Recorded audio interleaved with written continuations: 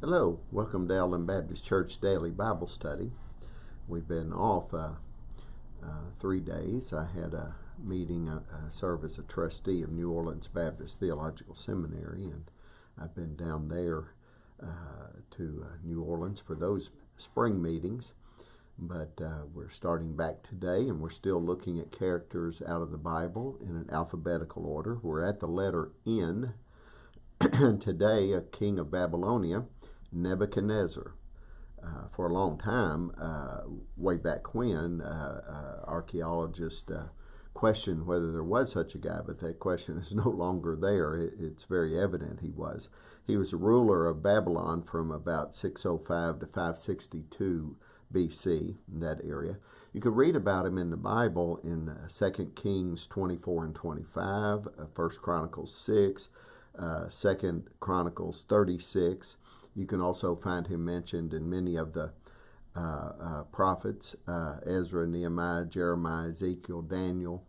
A great deal said about him, of course, in Daniel, because he was the king of Babylon when Daniel was carried off with his three friends to Babylon from Jerusalem.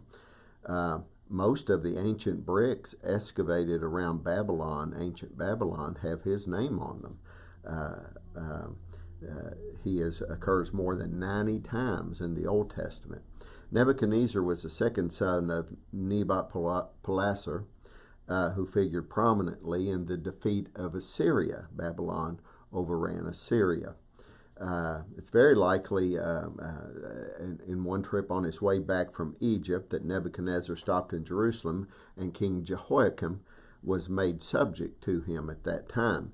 Now, Jehoiakim served him for 3 years, didn't cause any trouble, but he joined with his neighbors in rebelling against Babylon, and Nebuchadnezzar returned to Jerusalem. It's about 598 BC. And he took Jehoiakim off the throne, and that's when he took some captives back to Babylon, including Daniel and his three friends.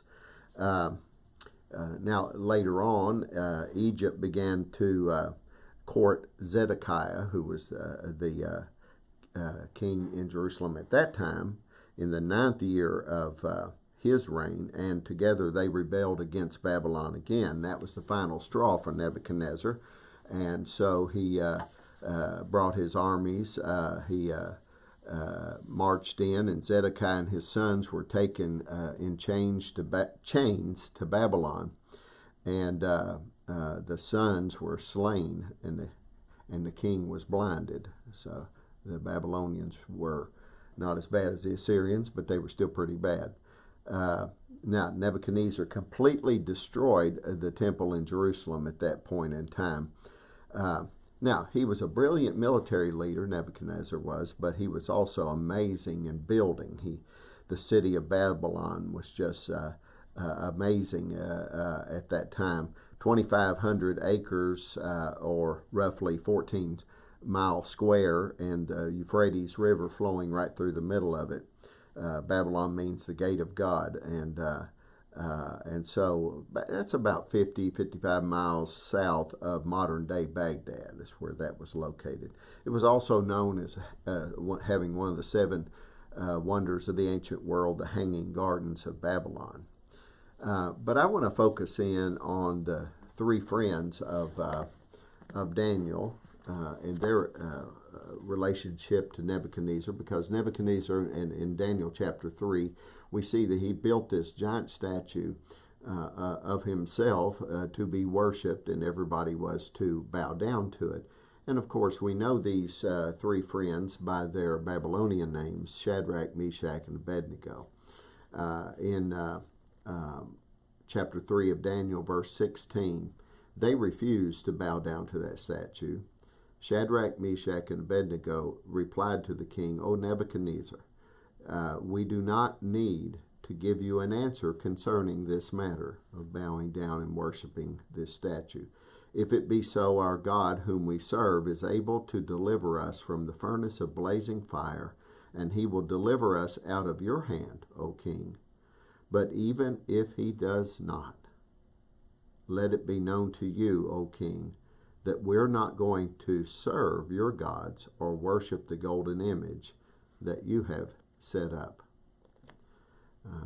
Whether he saves us or not, even if he doesn't, in this life, by faith, we will follow.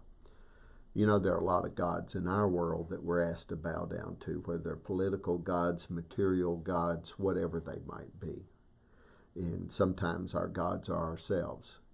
May we stand firm that we worship no God, but the only God, Jehovah God, Creator God, and Him alone will we serve. God bless you.